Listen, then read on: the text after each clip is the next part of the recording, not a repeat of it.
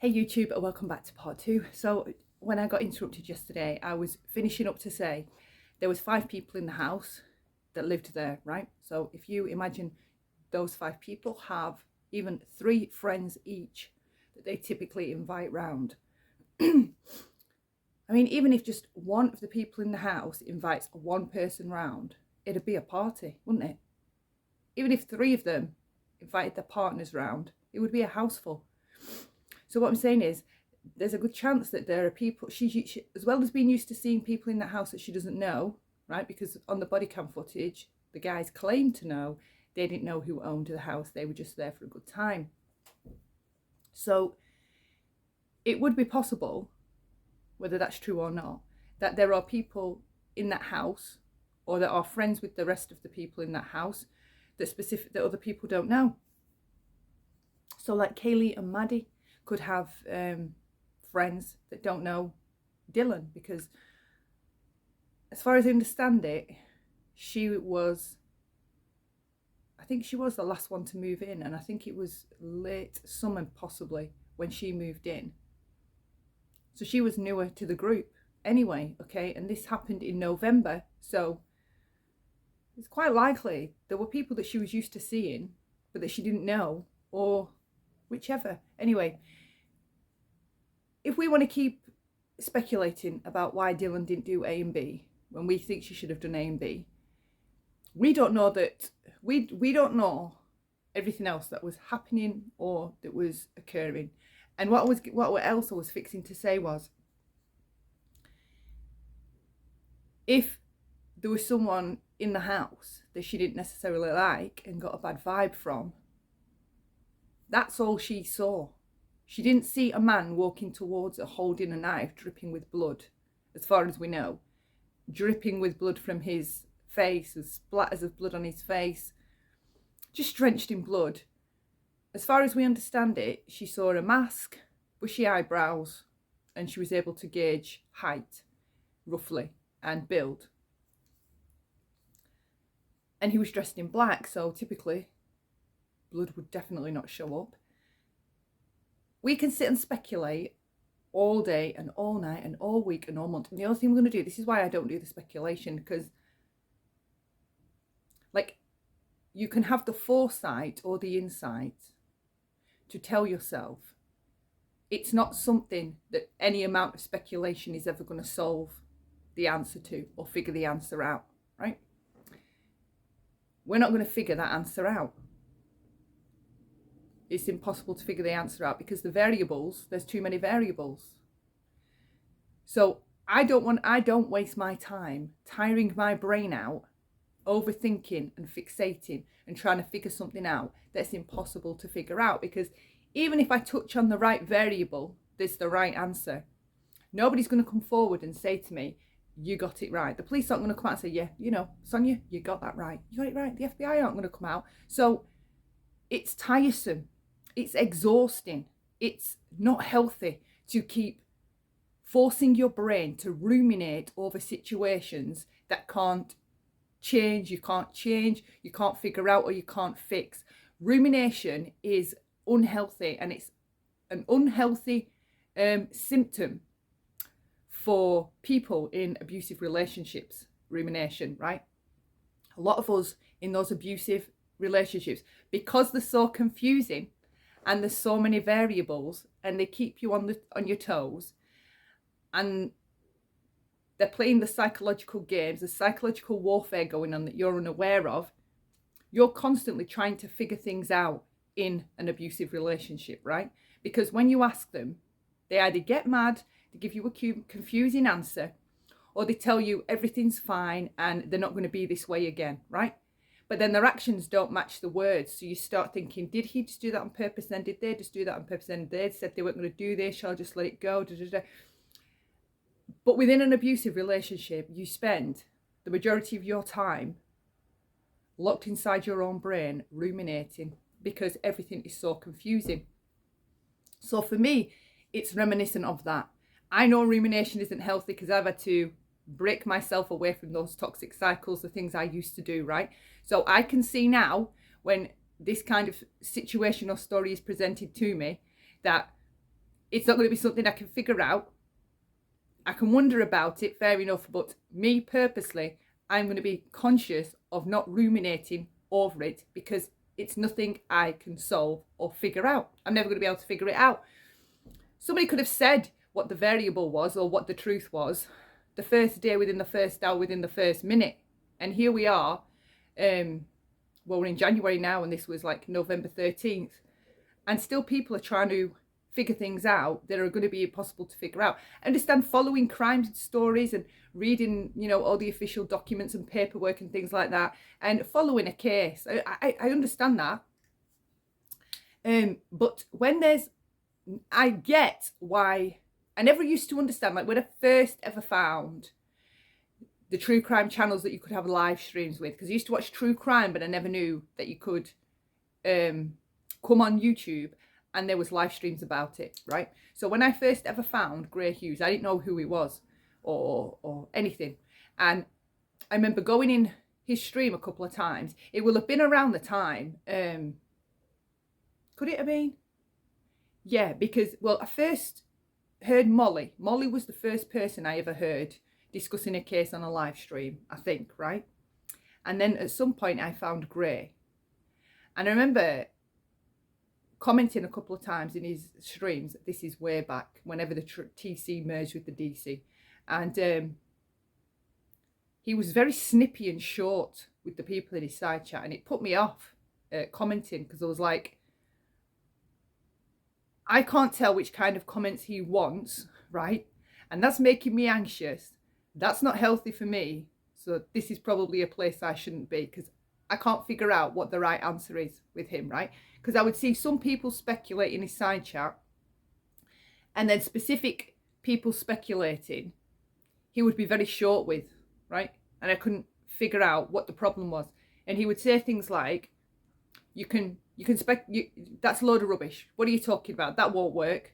What are you saying that for? As if that makes any sense. Well, how are you going to know that? Well, how are you going to know that? Right? And I'd be like, God, right, fucking hell. I hear him be short with callers all the time, even when they're calling up and they're being nice. In my interpretation of it,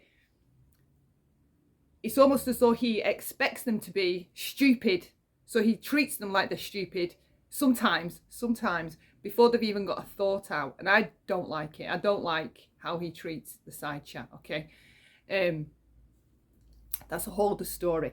However, I like how he does his true crime. Now I understand which kind of speculation he goes nuts at, or which is bothersome to a case, right? So people were saying, how come the dog wasn't barking? The dog must have known him. The dog must have known the intruder or intruders, right? This was before we knew it was, or we believed it was Brian Koberger, and before anyone was caught. So people were saying things like that. How come the dog didn't bark? That dog must have barked. And the people were saying, well, that dog was around a lot of strangers, which it was. That dog was used to a loose household. That dog was used to not being on guard when people entered the house or came on the property. It appeared anyway, all right? It might have been different day to day. It may have barked, I don't know. But it seemed to be comfortable with a lot of people in the house, because there was always a lot of people in the house. Even just with them that live there, there's a lot of people in the house, and they have the boyfriends over. There would be a lot of people in the house, right? For a dog, as opposed to a family of 3 like here. So Gray would say, what does it matter if the dog barked? Like, we can't ask the dog, what do you keep going on about the dog for? And obviously I'm at this later stage of learning now, so I could follow what he meant. And I was like, what does it matter if the dog barked? If no one's reported the dog barking, which would be crucial, because then you may be able to figure out a time of somebody entering the property, why do people keep going on about the dog, whether the dog barked or it didn't? Like, the dog can't tell us anything, okay? And he would shut them down immediately. And I get why, because you're discussing something that it's an open-ended question of which can't be answered except only by the police, right? And if we're studying a case and we're trying to put things together, the dog aspect of it, if no one reported the dog barking, is a non-entity. Because you can say, why didn't the dog bark? But if I give you 10 reasons why the dog may not have barked, you're going to go and find another 10, or you're still not going to be happy with the answer, and you're going to continue ruminating about why the dog didn't bark when it's a pointless fact, right? A more appropriate question would be something like, how do we think he got in? Were there signs that he got in? Well, we saw on some of the footage from around the property that there was like a screen window to the side, stood up, propped up against the house wall, right? I believe there were some ladders leant up against the wall. There's a balcony, there's a sliding door, and then there's a front door. So you've got several options there which to discuss about this case. They would be more realistic questions, because you can't, I understand what he means. He likes to discuss the facts of the case. He doesn't mind you talking about the facts of the case and wondering about those, right? We obviously know somebody got in. Well, I wonder how they got in, right? Or, like, for instance, we can't know where he went first. There was no way to figure out where he went first.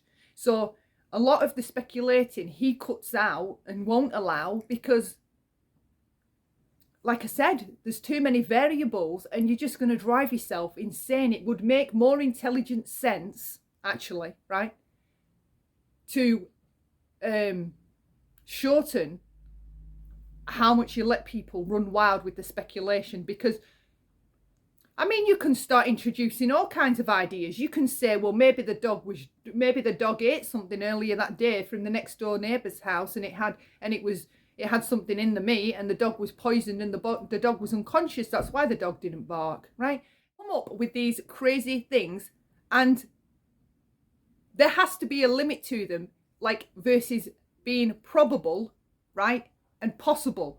Well, you could have a 1 in 3 billion chance that the neighbour, some wacky neighbour, decided to bloody chuck something out with poison in it, and just while that item was thrown out, the dog came walking over, saw it, ate it, went back, collapsed, he was unconscious, right?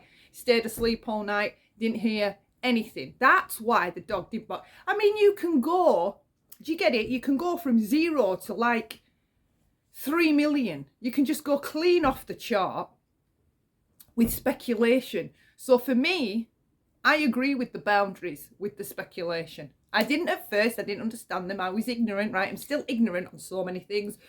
We all are. It's impossible to not be ignorant, all right? But when you are being ignorant and someone says to you, oh, did you know this? It opens you up to being less ignorant. And the problem with a lot of the people covering the true crime, not people like Gray, I'm specifically talking about tragedy pimps in this. When I'm talking about true crime now, right, just for the record, I'm focused on the tragedy pimps. But when it comes to victim blaming and shaming 19, 20-year-old girl, that already is going to have to live with something most of us probably won't be able to live with without it causing severe mental health problems, right? So her trajectory for her life has already been altered severely. Not only has she lost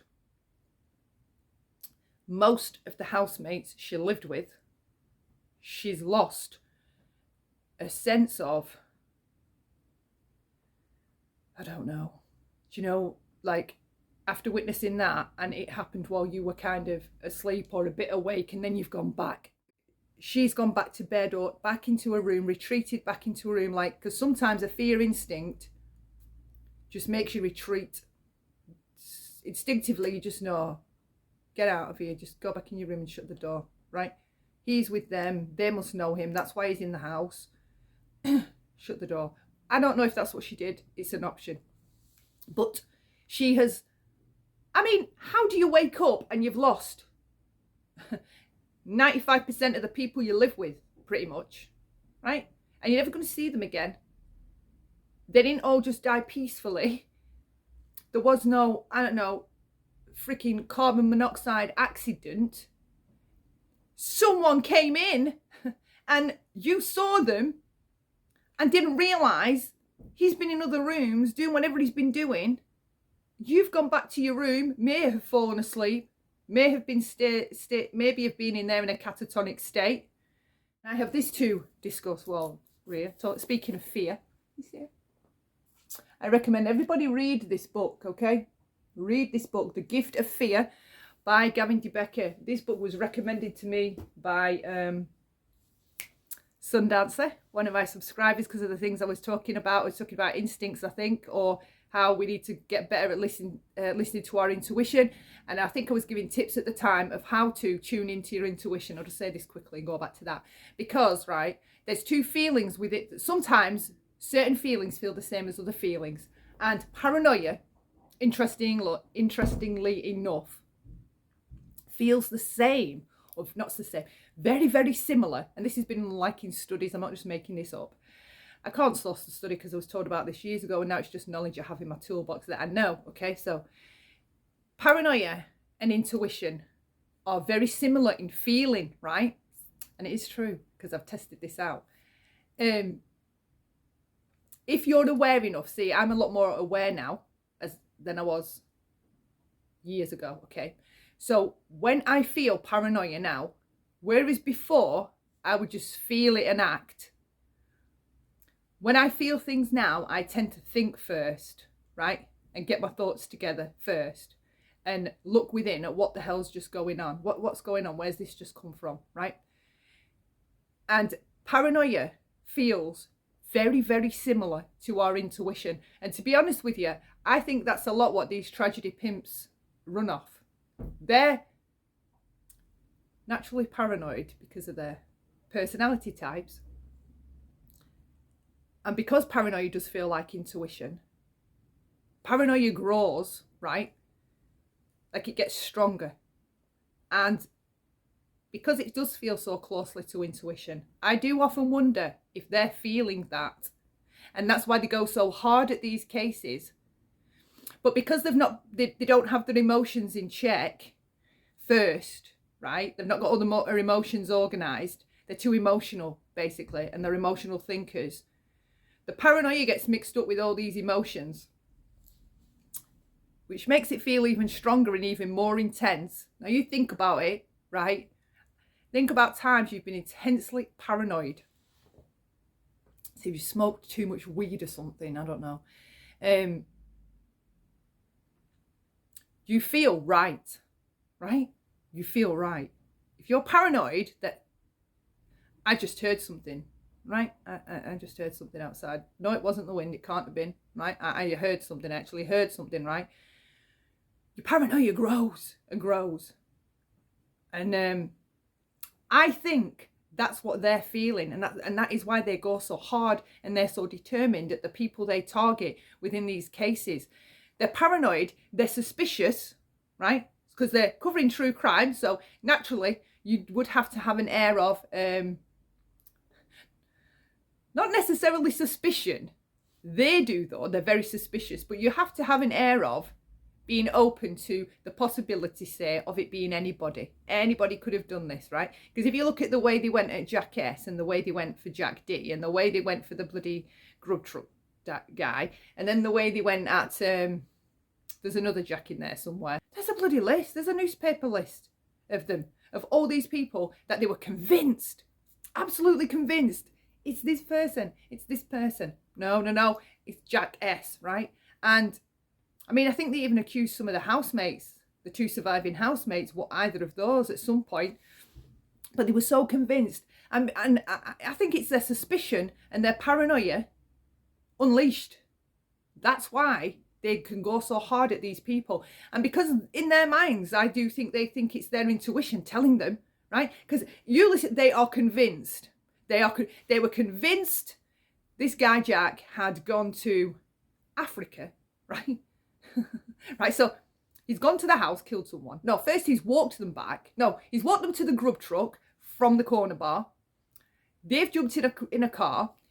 He's buggered off towards possibly where his car may have been parked. And then at some point he's gone to the house, got in, killed them all, drove 5 hours to his family's cabin that was literally not how they were saying it was. Drove to this cabin, covered in blood. The rest of his family were in Africa. So he jumped on a plane and joined them, and now he's in Africa and he's going to get away with the crime. He murdered all those housemates. His name was in titles like you wouldn't believe. And I have to say this, if I was getting to know a guy and I came to know that there was 300 videos, hang on, not even 300, 40 videos online with his name in the title connected to a murder, that's on one platform, that's on YouTube. Then we go over to TikTok and there's even more on TikTok, right? Then you go on Twitter, right? And everyone's talking about him on Twitter. It was him, it was him, it was him. That would put me off getting to know that guy, because I would think, like any normal person would think, and this is a rational, thought out thinking, you'd have to think that if he was innocent, why is there all these videos? How were all these people so convinced? How can they have all been wrong? What are the chances that they were all wrong? All 200 videos across the various platforms about Jack S or Jack D. How can all those people be wrong? That would be how you would naturally consolidate that type of information. You would be put off. I would be put off. I think this guy must have done something, because all these people would not have made videos about him. Well, now I know otherwise, don't I? That's a new lesson, right? I already know don't believe everything on the internet, obviously. I already know don't believe everything on YouTube, obviously. But when you start to see 5, 6, 7 videos all saying the same thing, you would be inclined by the time you got to video 30 and there's all these titles plus Twitter conversations and TikTok videos, you'd be thinking, do you know what? This is a red flag. This is a red flag.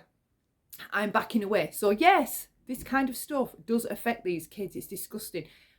I wish everybody would take their names out of the titles. There's no need to have their names in the titles. We all know what you're talking about, and we're all going to come and watch your stuff because everyone's engrossed in the case.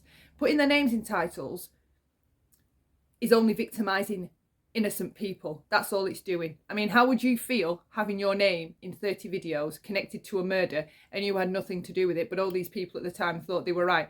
I'm damn sure as hell you won't be as supportive of free speech then. Sure you wouldn't be. You'd be arguing, hang on a minute, this with fear, and all kinds of research has gone into fear. You need to have a good relationship with your body to be able to read the specific different messages. For things like intuition, times when you can't pick up a vibe because that means something too. You need to be able to able to ground yourself and remain grounded. You need to be more of a logical thinker, not an emotional thinker. You need to be able to think first, and you need to be ultra self-aware. Now, most of the people I know think they're self-aware, right? And they're not self-aware. They think they are because they can describe things, or they say, you know I'm angry, and they think that that's all it is to be self-aware. It's not. And then when you factor in emotional intelligence, all these things help make us smarter, okay? But they're not taught anywhere. We don't learn them. So if I consider all these different things, and I am a sufferer of CPTSD, I have CPTSD, right? I've had it a very, very long time, since childhood. So my hypervigilance, I don't think, as much as I try, no matter what I try, I don't necessarily think it's going to be a thing that I can move on from or not be reactive to. So say like if like that, I don't know what that was outside, but when my daughter comes down in the morning, I'm usually in the kitchen, right? And as you come down the stairs, if you're in the kitchen, you can't hear somebody coming down the stairs, and when she opens the lounge door, you can't hear somebody open the lounge door because the door just opens quietly, okay? So she would always make me jump when she would do that, and I'd say, you're making me jump because you just appear in the kitchen and it freaks me out. Just like it's me, why would that freak you out? So from her being little, when she comes through this door, she didn't do it this morning, she forgot, right? And I jumped. So when she comes down and she gets to the hallway door and I'm in the kitchen, she'll say, Mom, don't get scared, it's me, right? Or if they just know to do that. They've known since they were little. I'm not a mum, unfortunately, that you can sneak up on and boo or just tickle or just quickly touch, right? I need to be able to see you coming because if you're grabbing me, my first instinct is fear, and I would turn around in a reactive state, involuntary, right? So knowing how your body is regarding fear and freezing and the stress responses, flight, fight, freeze or fawn, we don't know if that kicked in. It possibly did, because I can look at somebody and feel that reactive, okay, or have that kind of vibe, but be trapped in a situation where I can't get out, right? See, like if I'm in my local shop, like sometimes some weirdos are in there, right? Sometimes there's just weirdos in there, and they will stare too long, or they will stand too close to you and be making you uncomfortable on purpose, right? So I can feel things and have to override it or talk myself out of it or try and bring it down. We don't know. Like, this is what I'm saying. How many variables there are to what could have happened as to why Dylan didn't come out of the room and investigate, right? I hate to say it. I really don't know if I'd have investigated, because if I trust the people in the house, which I assume she did a fair bit, right? You would trust, stupidly, that the people that they trust are fine. They're not weirdos. They're cool. There's nothing wrong with them. They're safe to be around, right? Even if they smoke a bit of weed, right? And they're kids. They're naive.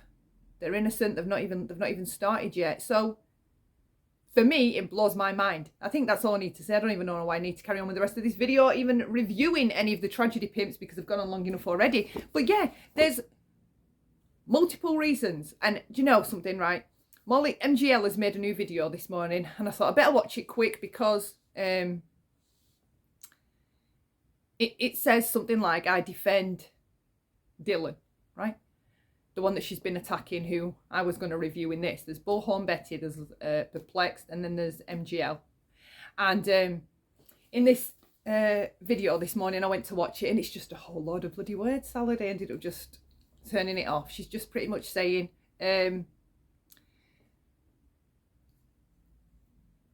I didn't know she was being bullied. So people are saying that she looks trans, and they're meaning it as a slur, obviously. I mean, who would want to be cruel to someone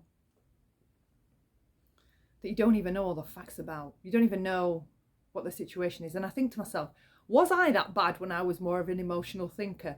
Was I that type of person that would just listen to a whole load of information, have a huge emotional reaction to it, be completely wrong, not have no insight or any foresight into what I'm about to go and do, and when I go and bully and harass somebody that's just lost 4 friends, right?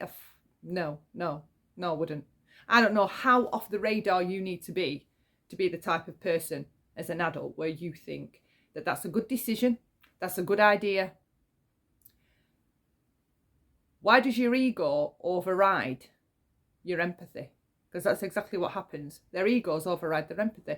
Their egos, I want everyone to hear me say this. I'm going to put this girl in her place. Who the F does she think she is, going back in a room and not going and investigating? Listen, right? She wouldn't have got anywhere if she had have gone to investigate, right? If he'd have seen her, she'd be dead. She'd be dead. And all that would have happened is that what happened at noon would have happened a few hours earlier. No lives would have been saved, because the medical examiner had said that they all had a fatal wound, chest wound, and within 4 minutes, unfortunately, they'd have been deceased. So nobody would have been saved had she seen a guy and thought to herself, he looks shifty, don't like the look of him, I'm going to ring the police. I mean, I'd never be off the phone. I'm not sure no one would be off the phone from the police if we called the police every time we thought someone was weird. It wasn't her home. It wasn't her home. She'd lived there since approximately August. This was November. It was a house share. It was everybody's home. It's not like it's my home, right? And this is again where I talk about the narcissism and the projection. So I mean, the true crime channels, and they haven't even got the basic insight into themselves to know when they're projecting, right, onto a victim or the person the story surrounds. So they're blaming this girl, right? If I saw someone in my house with a mask on, yeah, the fuck, I'd just go back to bed. Well, obviously not, because you probably live alone with your husband and a child, possibly, or children, right? This girl house shares. It's everybody's home, and everybody treats it as though it's a bloody party, permanent party scene, okay? People are in and out as and when. So for her, okay, this is where the projection matters. It would not be unusual to see somebody in the house that you don't know and you don't recognise, right? Because that was normal in that house, to have people in the house that you don't recognise. Okay, I've got her up. I'll just let her run for a bit. Hang on. No real statements that were put in that affidavit from Bethany. So I don't think Bethany probably had no clue what was going on there in the house. But Dylan, again, awoke out of a dead sleep because of odd noises. Heard weird things being said. A chilling voice saying, "It's okay, I'm going to help you." It is chilling hearing that. Did you hear what she said then? She woke up to a chilling voice saying, "It's okay, I will help you." And then she says that was chilling hearing that, right? So there she is, assigning aspects to the story that aren't part of the story. It doesn't say in the affidavit that it was a chilling voice that spoke these words in a chilling way, right? She's adding that element to the story, and this is where it's important when they're covering true crime, that they are factual. So to some degree, Gray being finicky about parts being correct, I understand why, because she's adding this chilling part. Chilling has nothing to do with this story. We don't know it was a chilling voice. Could have been Ethan saying it to Xana, okay? We don't know. We don't know it was the killer because it didn't say who it was. And she's already off looking for reasons to blame this child. They haven't the insight to comprehend this is not their house. This is not how they live, where everything's in order, right? And if dad comes through the door, he locks it. And if mum comes through the door, if the kids come through, they lock it. And everybody knows who's in the house at any time, any given time. Nobody's waking up in Bullhorn Betty's house to members of the bloody general public showing up in her house. That's not Betty's home life. This was Bethany's life. People, we know at least, this is factual, people were allowed in that house, right? They didn't even know who owned the house or who lived there, apparently, all right? If those boys are to be believed, those guys that the police spoke to on the body cam footage. So Betty's treating this already as though Bethany just woke up, right, in this house where she lives on her own. Dylan woke up and there was suddenly a guy there when she got to the landing that had a mask on, and she heard him say in a chilling way, "Don't worry, I will help you." And then she watches him leave and goes back into her room and goes to sleep and doesn't investigate. That's how the story gets twisted, and it's important because it changes the whole story. It changes the whole story, those tiny mistakes. There was no chilling voice, and people were often in that house that each other didn't even necessarily know, okay? Because if they didn't even know who owned the house, those guys, and they couldn't find the owner, they were walking around shouting and, "Hey, the cops are here, someone needs to come and deal with this, whoever owns this house," or whatever.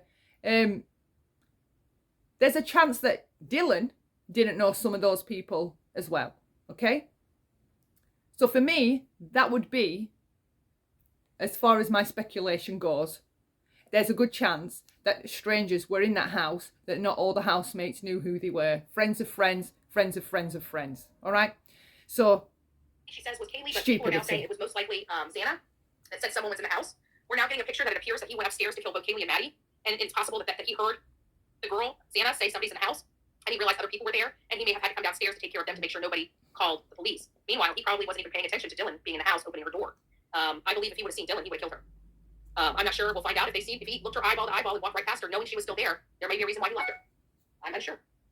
It doesn't say he saw her either in the affidavit. It says she saw him. Sure. Lex says, it's hard for me to imagine that she was truly terrified or scared and went into a panic state, frozen out of shock state, because how does one go to sleep if they're truly feeling this way? Yeah, there's more to this than that. Yeah, I believe she when you read. Not true. Again, not true. You can go to sleep scared. All right? I know because I've done it. Okay? Oh God, there's so many stories I could tell, but I'm just not sure I want to share them for this right now. But yes, you can fall asleep. Okay? There's been times I've been hid in my bed. Well, not hid, but huddled up in my bed, scared, right? And I've woken up in the morning. So clearly, like, I've tried to force myself to stay awake, but I've fallen asleep, scared, worrying, and then I've woke up in the morning. So you can fall asleep. If you're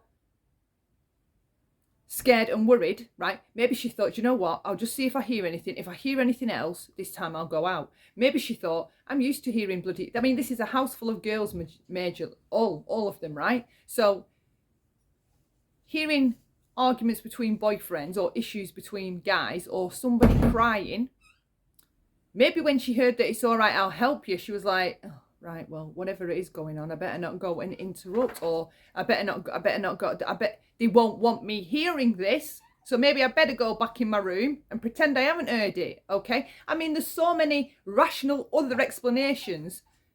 It doesn't have to mean this girl's a psycho. I mean, do they really believe this girl's a raging? I mean, you'd have to even be more than a psychopath to have seen him covered in blood, because this is what they're trying to have you believe. She saw this guy covered in blood, knew her friends were dead, and just got back in bed, shut her door, and went back to sleep. Do they really believe that's what a 19, 20-year-old did? Because I do not. Who would believe that? Who would even do that? If she saw all that, clearly then she would know something was wrong. You don't necessarily know something's wrong just by seeing a guy in a COVID mask in your house. You can hear words being said, it's okay, I'll look after you, and then it mean nothing. It not mean anything, okay? She felt she was frozen in shock when he was walking by. If you read the statement, she didn't say she was frozen in shock for hours. It said she was frozen in shock, and then she shut her door and locked it. So she was not shocked. You can't think. Right, so she was frozen in shock. Again, there could be so many legitimate variables for this, okay? Starting with this book, okay? I suggest these true crimers read it. Then they understand the behavioural aspect of fear and what happens to you psychologically, what happens to you mentally, what happens to you emotionally, what happens to your thought process, your neurological system, everything. What happens to you with your heart, the rest of your body, the physiological changes that occur when you feel shock or fear. Do they even know any of that? Do they even consider any of that? We don't know if she's got past trauma, previous history with abuse of some kind, because I felt the same feelings as I have being terrified as a child as an adult, all right? And I've reacted as though it's happening today because the feelings were the exact same feelings at the time when it was happening, whatever it was that was happening, being abused, right? They're emotional flashbacks. Do they know the difference, or do they know about emotional flashbacks? Do they? Do they know anything? Do they know anything about complex PTSD? Do we know anything about any of her medical history that would, because there's plenty of details that could be in her medical history for her to have remained in a frozen state for a long time. Yeah, up to 8 hours. And I'm not a doctor. I'm not a brain specialist. I'm not a psychological specialist. I'm just a normal person, a normal lay person that reads sometimes. That's it. But this information, it's all over the internet. You could look into it, that aspect of true crime, fear. Like, they crack me up, right? You'll have so many people in these true crime channels, and this is what amazes me. This is what always astounds me. A lot of people, when they talk about true crime, they will say, I love true crime. I want to figure out the criminal mind, right? I can say I don't think I've watched a true crime channel or a true crime show yet that has discussed the behavioural aspects and traits the predator would have in order for you to be able to look out for this type of person and possibly avoid them in your future. That's not what true crime channels cover. They cover the story. That's it. They cover the story, right? I talk about behaviours and traits and red flags and the things to look out for, but it's not as salacious and as sensationalised as a true crime trauma story, right? So it doesn't, just learning about red flags, it's like, oh, this is just boring, right? Learning about the traits, oh, well, wow, it's just boring. But they're the behaviours you should get familiar to or look for now, right? Because you can see them now. And social media is the perfect place to look for these behaviour types, because these behaviour types are specific to this individual. And a lot of psychiatrists or psychologists will have to diagnose somebody by the behaviours and patterns that they repeat. For instance, if I go to a psychologist tomorrow that's never met me before, and I start talking to them about how my mother emotionally withholds from me, how she overlooks, how she plays mind games, how nothing's ever good enough, there's lots of criticism, she's very harsh and cruel, she's never affectionate, it's awkward hugging her, and I was to go on and detail other things, they would know by those behaviours what I'm describing, a cluster B personality, specifically somebody that sounds narcissistic, all right? Or somebody with narcissistic personality disorder. They would be able to get a read from me talking about those behaviours. They'd get an inner view of what's going on, all right? Similar thing with a sociopath or a psychopath. If you were sat there describing why your behaviour, your relationship's in trouble, and these are the things that are happening, the psychologist would be able to say to you, what you're telling me, this person sounds like they may have antisocial personality disorder traits. They're not ever going to be something you can change. These are abusive behaviours. They're damaging to you psychologically. You say they're also violent, okay? You need to get out. You would need to get out of this relationship. This isn't a relationship I can counsel you to make better, because the symptoms of this behaviour are permanent, okay? So some of these true crime channels, like when there's so many people watching them, and it's like that almost, I don't know, it's like almost a bit of a rush to drink in all this information and cover every angle, because a lot of the time people are in an emotional state of mind when they're watching true crime, and they start applying the story to themselves, which is pretty natural. Oh my God, I don't want this to happen to me. What happened with this? Like, how did they know, and this and whatever? Were they watching them? Right, so I'm going to be extra cautious about if anybody is ever watching me, or I'm going to look out for somebody watching me, or this. So they start getting emotional while they're listening to the story, and they're often applying. You can't think. You are completely in shock. When you read the things she felt. Their own ways about themselves, their own individual nature to the victim, but the victim isn't them. And I don't understand how they can't separate themselves to, this isn't me. I don't know how this person would have acted. Like, do you know what? Everything's toxic though, isn't it? Everything has to be toxic. Nothing's healthy. So why do I even expect different? Why am I even so surprised at the amount of bullying and targeting this girl is going through, who's just experienced the worst time of her life? Now, the only people that swoop in and want to hurt and wound you further when they know you're going through the worst time of your life, they're narcissistic type personalities. They're people without empathy. They're people without insight. They're people without introspection. They're people with no remorse, that don't feel guilt, that don't care, that are cold, right? And it is calculated because it's designed to psychologically wound you. It's therefore sadistic, all right? So they're all the types of traits you can pick up from somebody doing these kinds of things. This isn't just, oh, you know, she could have possibly done something to help. This girl's being targeted, having her social media invaded. Even the Daily Mail is following her around and taking pictures of her just going for a jog or whatever it is she's doing.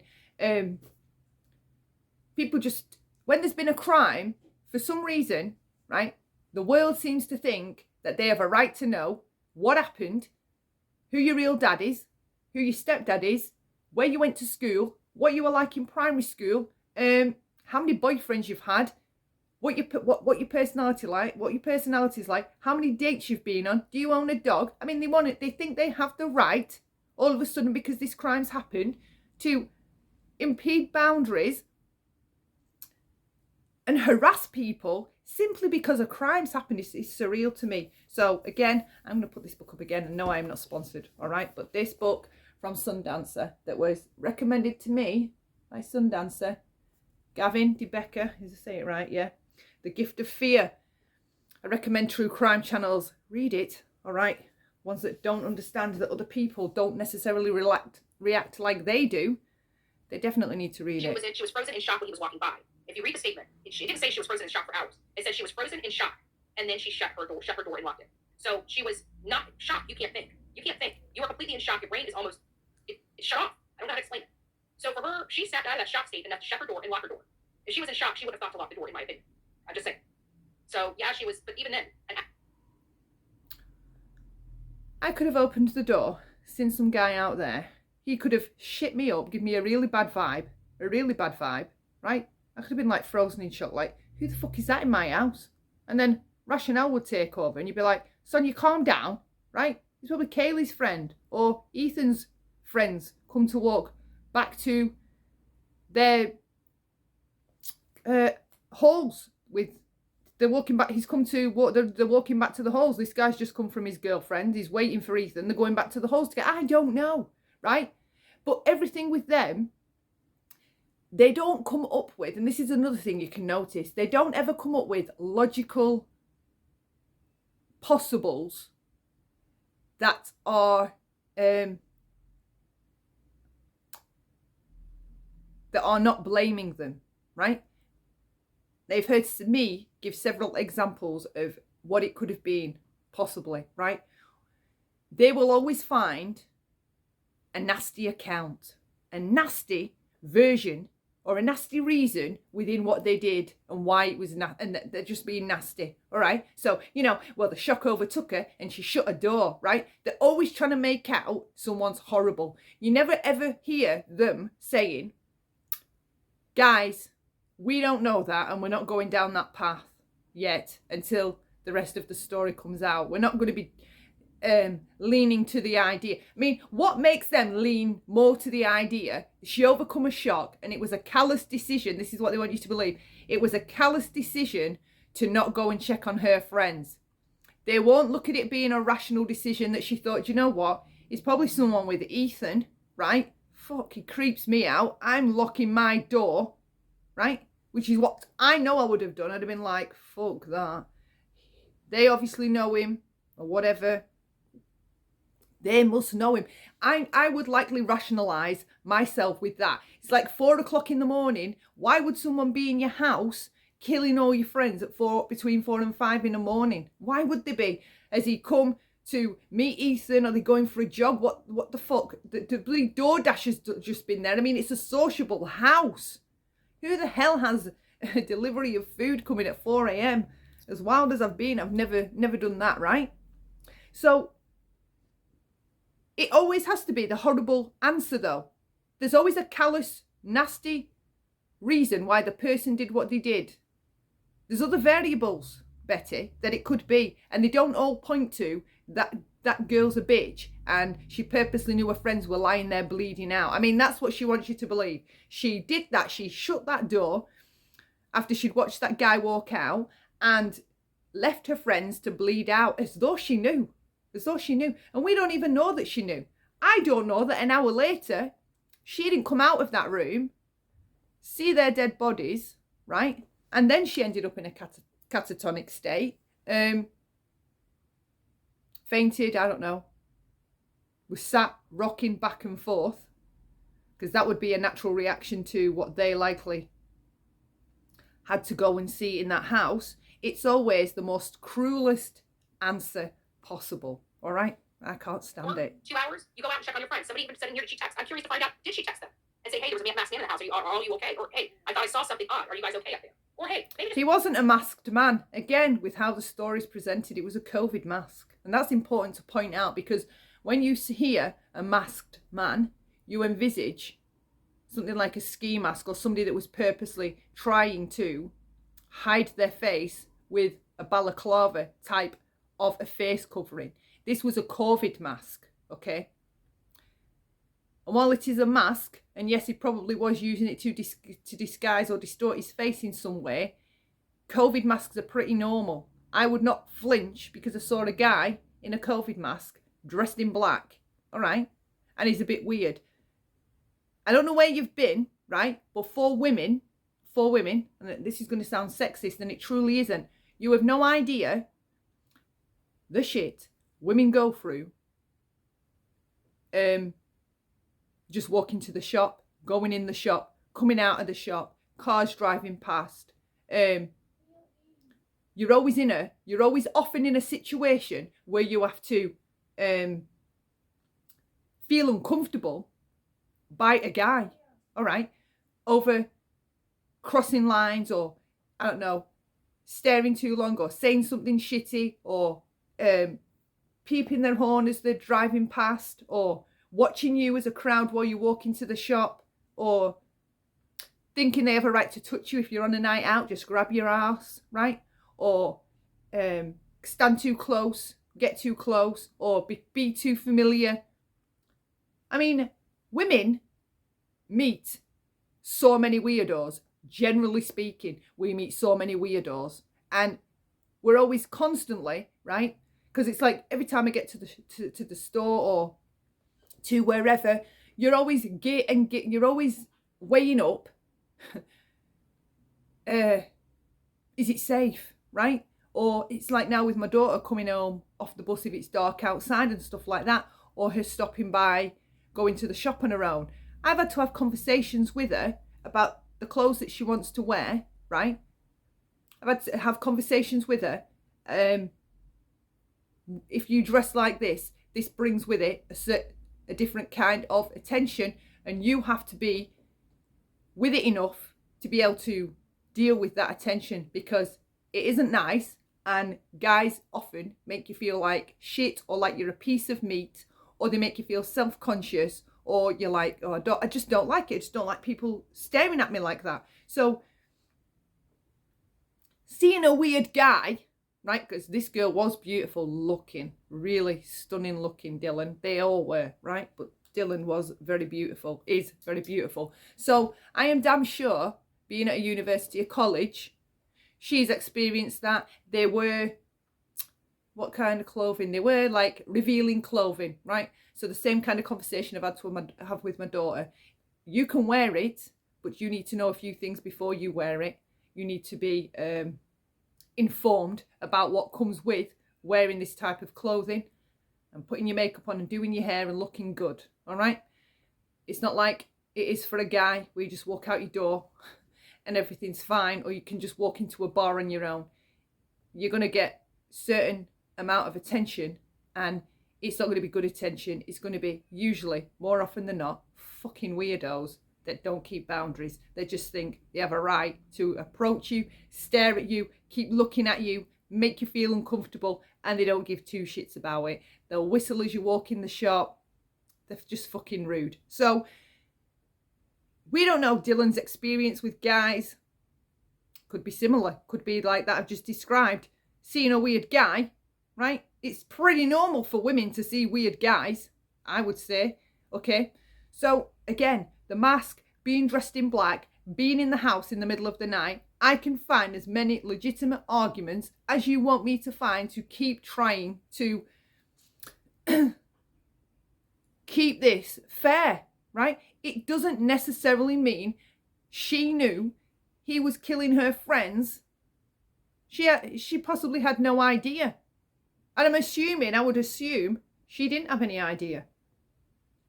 Because logically speaking, and probable wise,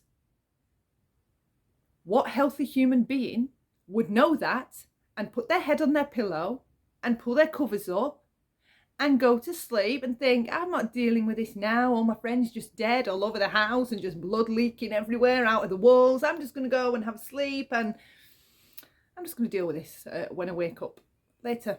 All right? Smile on her face, smiling the whole time. Everything's cool. Like, what the fuck? This is what she's trying to have you believe. This girl's doing. Like, this girl is a raging psychopath. All right? Has no feelings. Her shock wasn't real. Freezing wasn't real. None of it wasn't real. Again, right? You can be scared or fearful or in shock or frozen as a woman, right? And still be able to function, all right? Still be able to function. Get yourself home, rush off the bus, get out of the taxi, get to where you need to be and then get out, right? Put up with fucking weirdos, okay, that make you a bit freaked out. I mean, it's just normal to be a woman to have to deal with that, isn't it? Isn't it? At your room and go check on your friends just to make sure they're okay. Well, I would have assumed he was with my friends. I would have done. Stupidly, I probably would have done. Especially in the middle of the night. And if she was asleep from 1 till 4, okay. I don't know about you guys when you have your sleep interrupted. But when I've had my sleep interrupted and then I finally get back to sleep again, I always sleep longer. I don't know why. All right, so say like if I'd had interrupted sleep and I woke up at 4:30, right, and I normally get up at 5, I wouldn't go back to sleep. I'd get up because if I go back to sleep at 4:30, I'm not going to be ready to get up, me, till about 10:30, 11. That's just when I'll wake up, right? So she had interrupted sleep. She'd gone to sleep at 1, okay? I don't know how long she was on her phone, buggering about. I don't even know if she necessarily had been properly to sleep. I don't know if she'd smoked some weed. I don't know if she has any nighttime medication. I don't know if she takes sleeping medication. I don't know anything. I don't know if she was feeling woozy when she was stood at her door. I don't know anything, and neither does Betty. So again, to just jump to the conclusion that she knew this guy had done something to her friends and purposely ignored it is bullshit. And to send all this hate, because this is the problem, you see, their subscribers go into their chats, not necessarily, I don't think, in an observant state of mind. They go in there like sponges, ready to eat up information because they trust that the person talking about true crime is some kind of expert. They don't realise that they're just a lay person, any old person, all right, that discusses and tells the story. They assume wrongly, a lot of the subscribers, that the channels that they go into, they don't, it's like, and it's happened to me as well, because I've had a laugh about it with my daughter. Like I've said, like, God, I used to think people were experts on YouTube and they knew what they were talking about. And that's just the biggest joke ever, isn't it? So people tend to listen to Betty, in my opinion, in an absorbent state of mind, and they're just drinking in everything she says, believing it word for word, not fact checking it, nothing. They're just believing it. And this is where the problem lies, because she's filling their heads up with this idea that Dylan's the bad guy in this story, right? And they will believe she's the bad guy in this story because they trust. Betty has covered true crime for a long time, and Betty knows what she's talking about. So they believe Betty, okay? And then that directs or starts to gear up hate towards this victim, okay? And then other channels are doing the same thing with a large number of subscribers or a large number of people in their chats that are loyal subscribers that swallow every single word their channel holder tells them. And then they go on Twitter or they go on TikTok and other people are saying the same thing. And they sort of like end up finding cults of people that all believe or have the same kind of speculation ideas of what went down. And because it's all this emotional thinking, they mistake all this emotion as being some kind of sign that it's telling them something, right? They believe that all this emotion is telling them something, because if it wasn't, they wouldn't feel this strongly. I don't even think they realise that they're stirring it all up themselves and adding to it, right? So they believe in the power and the strength of all this emotion, that what they feel must be right. That girl knew that her friends were being killed and she just went to sleep, right? And then you get people going over to the girls, finding her social media, stalking her, bothering her, hundreds of people flooding her comment sections, leaving nasty comments, nasty thoughts. And for what? She is a victim of this story, and she could hurt herself. Already, with the fragile state of mind I would assume that young girl to be in after waking up to 4 of your friends dead. And I said it again, it wasn't just an accidental death, right? Which would be traumatic enough. This is to know that there was some lunatic in your house with a huge knife stabbing people to death, and you had no idea it was going on. Okay, now, if that's not deranged enough to have to try and live with, what is? But where's the empathy? It's sad. I don't know how to explain it. It's sad. It's sad. Somebody screamed. Dylan never said anything about a scream that we know of, based upon this particular affidavit associated with the probable cause affidavit. Thank you, Rebecca. Thank you. Becoming the news member, you're probably redoing. I'm not sure which, but either way, thank you and God bless you. Matt and Kate's Rose Garden and Adventure. She don't sound like a very good witness to me. Actually, based upon the probable cause affidavit that I read, yeah, she sounds like a freaking awesome witness, to be honest with you, Matt and Kat. She really does, because even though she only saw what she saw is what she saw. She can't go past that, but she was able to describe a person's height, weight, and some facial features. Height, weight, and some facial features. That is good in a situation like this. That is putting that person in that home at that time. But what gets me, here's what it is. What gets me about this whole thing, and now we're ready to roll through it, so I'm going to go and pull this up, and we're going to go through some of the stuff that I've acquired. We now know that these things. Okay. BHB, what's your expert opinion as to why DM behaved as she did? Do you have a formal education in psychology to back up your theory? Can you reference studies of similar behaviors in similar circumstances? Question. First of all, no, I don't.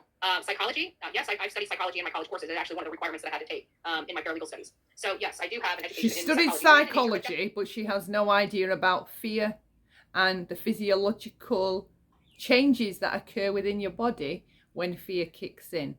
She's no idea. She knows about psychology. They crack me up, these lying YouTubers that try to make themselves sound grander than what they are. They all have experience in law. They all have experience in psychology. They all have experience in brain surgery and rocket science. They're just fucking amazing, right? But surprisingly, they're all on YouTube 24/7, right? Being hateful and mean to victims of crimes. Really? Really? Get the fuck out. A cursory review of the psychology major. As far as her behavior, yeah, it's very much explained. I believe she was utilizing some kind of pharmaceuticals or narcotics. That is the only reason for the explanation of her behavior. She was. That's her psychological expert opinion. She was probably on some narcotics. In trouble for something. That's my expert opinion.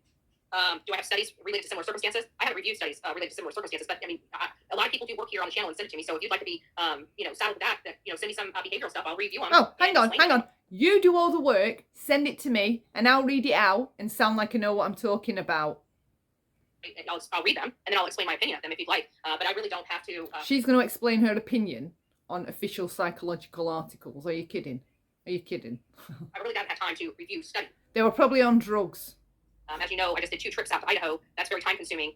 Video editing is very time consuming. Getting stuff out is very time consuming. Reading about details related to Brian Koberger is very time consuming. But the psychology related to Dylan's behavior, it appears to me that she was worried about getting in trouble for something. And it makes me wonder what it is, because I can't imagine a young girl that's friends with these would allow her friends to delay dying. No normal person would do that. So there's something there, in my opinion. She didn't know they were dying, Betty. There's a good chance she didn't know they were dying, because all that it says in there, if that is to be believed in its entirety, because it says, she came, she saw him, and then she shut the door immediately afterwards. It doesn't say she came out and had a breakdown, or saw one, or saw two, or whatever, or used the bathroom. It doesn't say any of that. It says she opened the door, saw him, felt fear, froze, and shut and locked her door. That's all we know, all right? Now, according to her, she's on drugs. She got back in bed knowing her friends were dying while she was going back to sleep, okay? 2 entirely different variations. Behavior, in some way. That's really an opinion. It's a theory. It's nothing that's factually backed up by any stretch of the imagination. But I hope that clarifies your question. And thank you for that 1999 super chat. I appreciate that. I hope I clarified that. But yeah, I would like to. I just don't have time. I'll read them. I just don't have time to research that, because right now I'm in the process of researching everything I can about Brian Koberger, and so that's where my focus is. But I'm happy to entertain and read any kind of reference studies or similar information related to psychology. Or yes, because likely she'll record the information, memorize it, okay, and then spurt it out as though she came up with it, saw it, had these ideas herself, considered this before but blew it off. And she's still going to go with the fact that she probably thinks this girl was drugged up and she just went back in her room to go to sleep while her friends were dying. Okay. Dylan Mortensen has. Some people say PTSD and stuff like that. I've known people with PTSD. My best friend's son is in the military. We watched him when he came back from the military suffer, do entertain, and read any kind of reference studies or similar information related to psychology or people that have behaved the same way Dylan Mortensen has. Some people say PTSD and stuff like that. I've known people with PTSD. My best friend's son is in the military. We watched him when he came back from the military suffer bravely. It was really horrible to watch. So I do have an experience and understanding of PTSD. But I can tell. So she studied psychology, right? Her experience with PTSD is a friend's son that came back from serving and she observed him, right? Well, people with PTSD isolate, right? They do isolate because it causes sensory issues with sound, with what you're seeing and what you're feeling, right? So there's sensory issues going on and that have all got fucked up, okay? Because things are going off in your mind that shouldn't be. Warning you of things that you don't need warning to, or making you hyper aware or hyper focused or hyper conscious about specific things, like he would have had to have been probably while serving in a war or a country where he's doing whatever he's doing with his guns and shit, right? So that's one example. That's her only experience with PTSD, but apparently that small experience tells her or relays the information to her, all the information there is factually so far on PTSD, right? Well, my first question is, do you know anything about complex PTSD, Betty? All right, because complex PTSD and PTSD are two entirely separate things. How do you know this girl didn't have complex PTSD? And if that guy did have PTSD, and we naturally isolate with PTSD because of the sounds, lights, noises, the sensory overload, the issues, the hypervigilance is so hard to manage. If I go to the store, the lights, the people, the sounds, I'm trying to I can't, sometimes I just can't pull it off, right? Because I can't get a grip of all those senses and rein them in, right? So I find it doubtful that you've seen this guy experience PTSD, because that's not how it works. If he's at home a lot, that's often because it limits our illness. It minimizes it, should I say, because if you're at home, you know what's regular and there's a routine and there's no surprises, right? It's the surprises we often don't like with PTSD because it just throws you off. Not everybody, okay? So I find it hard to believe that this woman has observed somebody with PTSD, because typically the PTSD symptoms show up around people or situations, and a lot of the time you will keep yourself doing quiet things. I'm just trying to envisage this, that she's apparently seen this guy. So what, has she seen him going through a PTSD episode? Well, how many PTSD episodes has she seen? Because there could be 100 variants or different ways you can react when you have a PTSD trigger. There's not just one specific way, and it's that way, the same way every time, right? I can't relate to PTSD from a war because my PTSD is completely different to that. That wasn't what wounded my brain. Those kinds of things weren't what wounded my brain. Different kind of things wounded my brain. Long-term fear wounded my brain. Long-term abuse wounded my brain. So rewiring that is different to rewiring the PTSD of somebody that's been in a war. And I'm not even a professional, right? But this woman has studied psychology, she claims. She spent time around her friend's son and his PTSD. Therefore, now that means she knows everything. She knows everything. She's looked at PTSD. Now, this girl didn't have PTSD. Now, she was on drugs and she ignored her friend. She went back to sleep. That's what. So you can see there that she's determined that this is what this girl did, because she's decided, and that's the narcissism right there. She's not following the evidence or following the facts. She's making her own determination built on the way she feels about this girl, right? Which is all projection. So based on the way that she thinks she feels towards this girl, She's deciding what she thinks that girl did after she saw this man, or within the time frame that she saw this man. And every single scenario she comes up with, they're all hateful ones, where it makes this girl some kind of bad guy or sicko or bitch or someone that we should all hate and run through the mill. I mean, it's fucking deplorable. She's like, how old is she? She's like my age. I think this woman's in her 40s, right? And this is just bullshit. Nothing lasts forever. And, he was in war. So it was like, it's hard because he still was able to function. It does come and go, but it goes away too. So again, there's a lot of theories going out as to why her behavior was that, what it was. But those are some theories that are thrown out there that I can stand behind as part of my explanation. What? MK So Ultra she does stand behind them now? I don't What? get into all that petty stuff. I don't get what it was, but those are some theories that are thrown out there that I can stand behind as part of my explanation. MK Ultra is a burn-in program. I don't get into all that petty stuff with creators. I don't know who he is. I really don't care for him. I don't know who he is.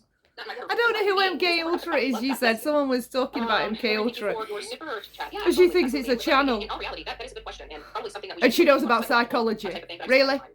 Dylan is not really my primary focus. It's learning everything I can about Brian. As many of you guys want to know, he's a very interesting creature, to say the least, of how he thinks, what changed in his life to make him where he is today. I have no idea, but I believe whatever triggered back when he was a teenager, when he had that massive weight loss. That was when he was moving toward this. She's kinder about the killer, if you listen to that. She is kinder about the killer than she is about the surviving victim.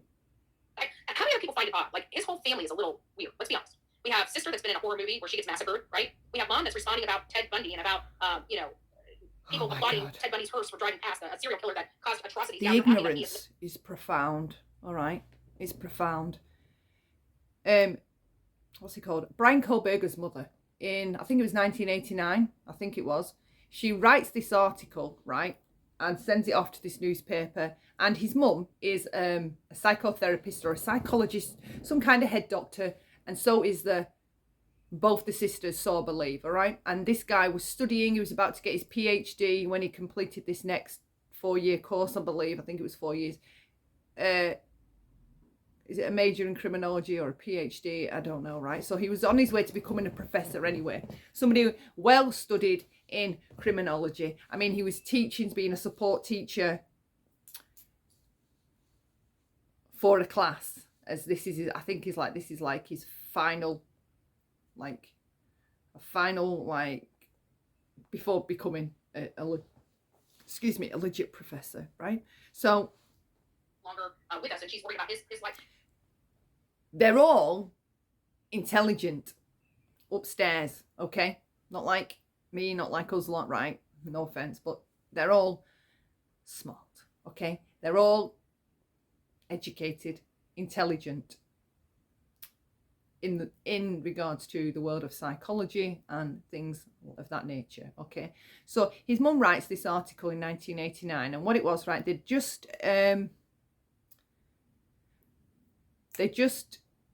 got rid of, was it Ted Bundy, right?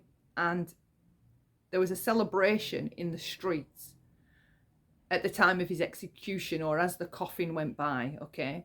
And she was questioning the circus surrounding the death of this man. And she even says in the article she was no Ted Bundy fan. She words it something like, nobody could ever find any reason or any excuse for his heinous acts. They are sick.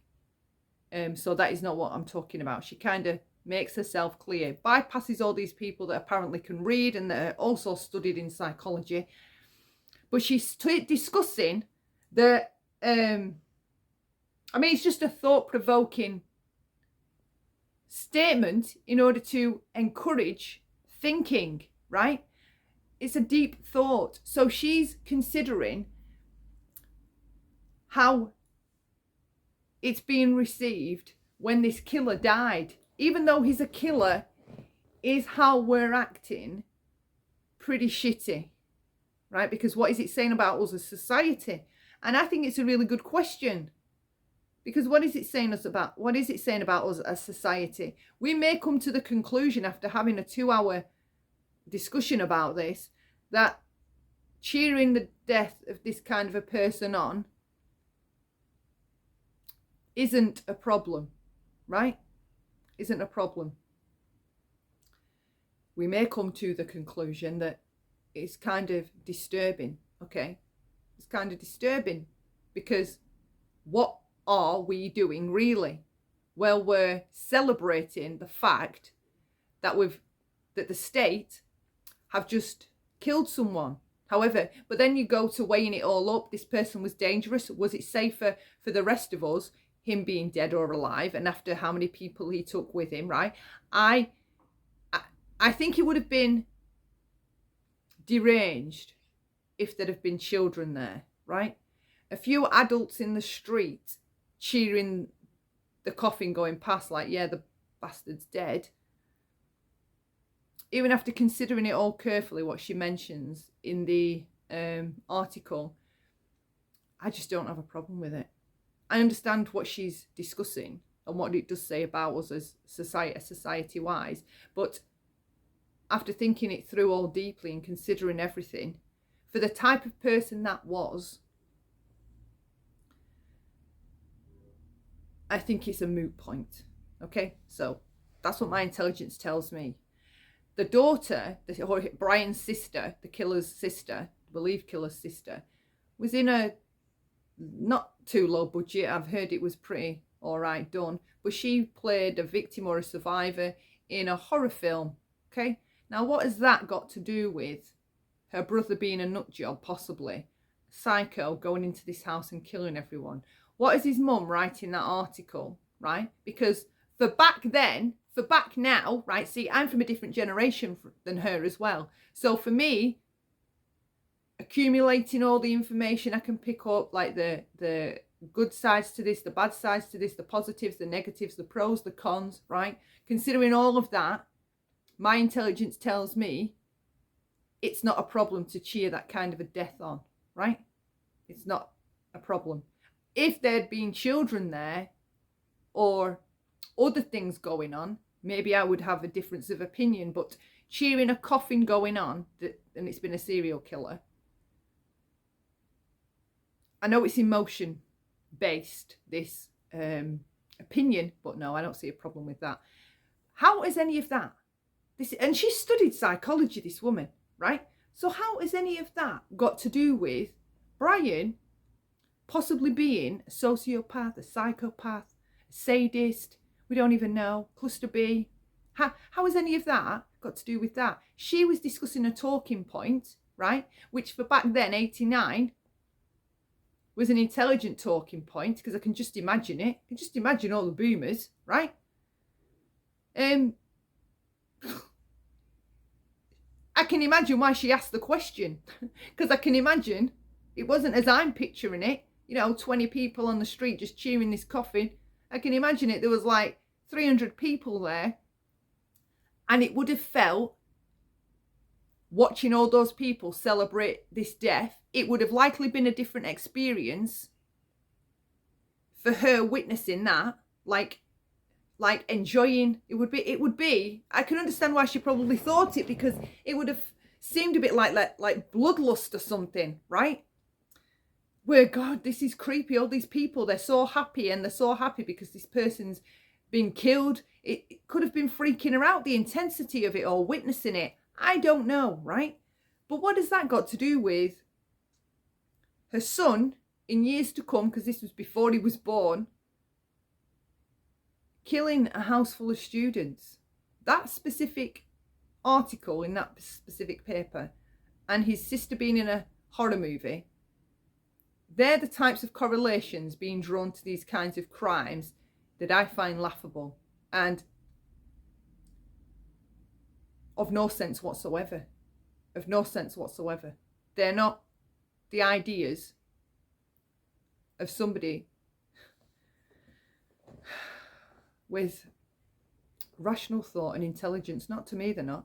Not to me. It just sounds ridiculous. I know if I came up with or tried to have this kind of a conversation with my children, right, at the ages they are, they would be able to give me better arguments, more intelligent sounding arguments than this. well, you know, his sister was in a horror film and his mum wrote this article saying that people cheering on the death of Bundy or Dahmer, whichever one it was a bit weird, and didn't nobody else think it was weird. So there you go. You can tell they're all psychos, right? I know for a fact my eldest want to be like, what? How does that mean that? And how did they get to be there, Mum? Like, what the hell are you talking about? It makes no sense.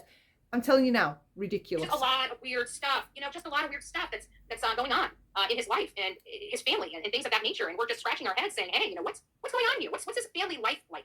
And so we start looking into the family. I also saw on Jonathan Lee Rich's page that it appears that the biggest group on Reddit is now banning people for bringing up Dylan's name or this guy's parents.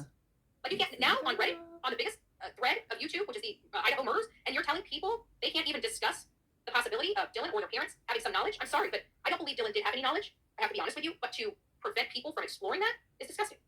Why have a discussion group if you can't discuss? So I am a little, I don't know. It's called having boundaries, Betty. You can discuss, but this aspect of it, you can't discuss because, hello, it's a sensitive situation. I'd love to witness this woman with her own daughter, right? A child of hers that's gone through what Dylan has, and the entire internet jumping onto her. Not that I would love to, but I'd love to be able to see in an alternate universe whether she'd react the same way. If she was in the shoes of Dylan's parents, right? There's no way. So you'd just be open, would you, Betty, to all this speculation and hate coming towards your daughter? Would you just simply say to your daughter, well, just don't watch, don't look? Is that what you'd say after she's gone through the most horrific time of her life? That's what you would say to your own child? Well, it's tough. People are allowed to speculate. They can say what they want. It's a free world. It's a free country. It's free speech. Reddit are rock stars for limiting that and I am not about limiting free speech. I'm about limiting hate. All right. And it's hate that's being directed towards this kid. By that statement. But you know what? And that's why we have YouTube channels. You know, I'm not going to sit there and deal with somebody from Reddit saying, I can't discuss what I want to talk about. Well, guess what? I don't need to discuss it on your thread. I'll discuss it on my own. How about that? I may go on Reddit and start a new thread that discusses Dylan Morganson and the parents involved. So people have a place to, you know, purge those thoughts. It will still be banned, darling. Okay? It will still be banned. All right? They've banned it across the platform. So just listen to this little bit of Betty. She sounds like, right, for a moment, she sounds like, oh, you think, you know what, Betty? You've turned this around. You do have some empathy in there somewhere, okay? And as soon as you think that with this woman, she comes and stamps all over it. And it's like, what the fuck, don't think that about me. What the fuck are you on about? Listen. I have problems with this. I'm very thankful that she is alive. I'm very thankful that she will be an eyewitness in this case that can help put this animal away for a really long time, if not forever, and give him the death penalty. I'm very thankful for that. Her safety is more important than my feelings at the end of the day. With that said, I'm still upset that it took her 8 hours to call law enforcement. I'm upset that she didn't check on her roommates. I'm upset. You don't know why yet. So you don't know why you're upset. Why do you let yourself get upset about things that you don't even know why you're upset? You don't know what you're upset about because you don't know the facts. So you're upset about something that you don't know the facts to. You're going to waste time, emotional energy. And this is what I mean when you're thinking through your feelings. For me, this is an example of thinking through your feelings. She's upset because this girl didn't call for 8 hours, didn't call for help for 8 hours. But we don't know what was going on in those 8 hours, right? So you're upset that she didn't do something, but we don't know what happened in those 8 hours. We don't know what the reason is for why it was delayed 8 hours. So you're wasting all that emotion going up there, right? And being all upset, stressing your body out, stressing your nervous system out. For what? When you could just wait, chill out and think, the next time the cops talk or this A, B and C, I'll just have to wait. No, they'd rather stress their bodies out, getting all hyper emotional, attaching onto an aspect of the story that they can't prove right or wrong. And they're never going to be able to prove right or wrong, pretty much, I would guess, until this goes to trial, unless he pleads out. So I don't understand. Like, this is what I mean about being really self-aware. You can see it before you do it. You can make the decision before you do it. So whereas Betty is going to waste her time being all emotional and angry and pissed off, right, and raging at the camera about why this girl didn't do anything for 8 hours, instead of just being like, but there could be a reason. we're going to have to just wait for the reason to know why she didn't, okay? Instead of driving ourselves nuts, ruminating and trying to come up with theories and ideas that we can't even possibly know to be true. Like, you are wasting time. Time on this earth is precious, right? So emotional energy is precious. You only get a certain amount every time you wake up and you've refreshed yourself with sleep, right? So you get a certain amount of emotional energy that has to last you all day. That's usually why you feel more mentally tired, you know, after work when you get in. And it's a different kind of tired to being physically tired, all right? And often some of us might get snappy when we get in from work or feel a bit less patient, right? And it's because we've been holding all that in, and we've probably likely used up all our mental and emotional energy, and we need to refresh ourselves either by having a rest, whatever we do to do that, going for a walk, sitting down, having a drink of water, doing a crossword, doing a puzzle, calling your friend, whatever it is that you do to replenish your energy, your mental and emotional energy. Have a nap, whatever, and then you wake up or you get something to eat and you feel replenished and you feel better, right? So this energy is precious. Time is precious. Why do you want to waste time being mad about something that we don't even know this girl did for 8 hours? There's just no point to it. It's just a complete waste of time. It's just a waste of time. It's a waste of energy, right? Just wasting it. For me, stupid. There was the possibility of maybe at least one surviving. I'm upset that we know at least one was suffering for quite some time. And that makes my heart hurt. As I'm sure it makes the families of the victims, the dead victims, the ones that don't get to see their children anymore. I'm sure it hurts their heart too, to hear this information, wondering if she would have just picked up the phone, would my child still be here? So while everybody is looking at Dylan and worried about her feelings, thank God she's still alive. There are 4 that are not. Those are the victims I'm covering. And wherever those leads lead me, we will be covering. An affidavit was released, and it makes me angry. So this is my platform to purge those feelings that I have as well. Mm-hmm. With that, guys, I hope you enjoyed this segment. And I agree. Yeah, forget. She can purge them. And she's allowed, she has the freedom to do that, obviously. I just think they're very insensitive. They're at an insensitive time.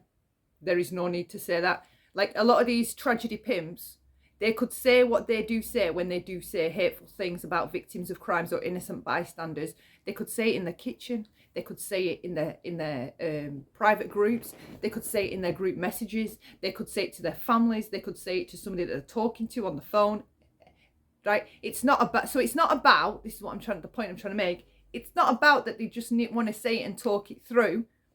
They have to say it on the internet because they want ego, and this is again ego and narcissism. They want to say this cruel stuff somewhere. Loads of people are going to hear it, and possibly the person it's targeted to is going to hear it. Because if I was to compare myself with Betty, right, I would prefer, if I thought that, I would have the self-awareness to not say that online, all right? If I was a professional true crimer and I genuinely felt, that kid is just bang out of order, they should have acted quicker, all right? And I cover true crime, I would have the insight to say that to a friend offline. It doesn't need, they think everything needs to be said online, and it's often hateful stuff or accusatory stuff, right? Or victim blaming or victim shaming stuff that they just need to say online. No, you don't need to say it online. You're not exercising a freedom of speech here because there's no threat anywhere to your freedom of speech. You want to say it because you enjoy saying it. You enjoy saying all that hateful stuff, in my humble opinion. You enjoy being hateful. You enjoy directing hate to people going through the worst moments of their lives. And there's a history to prove it with the slights and the things that have been said to past victims in other cases. Shanann Rusek, Melissa Schumann, Cash Gernon's family, and Cameron and Monica. And this case. And there's been others in between. There's been Summer Wells' family. People on the internet were diabolical towards that family just because they looked a certain way and acted a certain way. It was just a free-for-all targeting those two, the parents of Summer Okay, catch you in a second.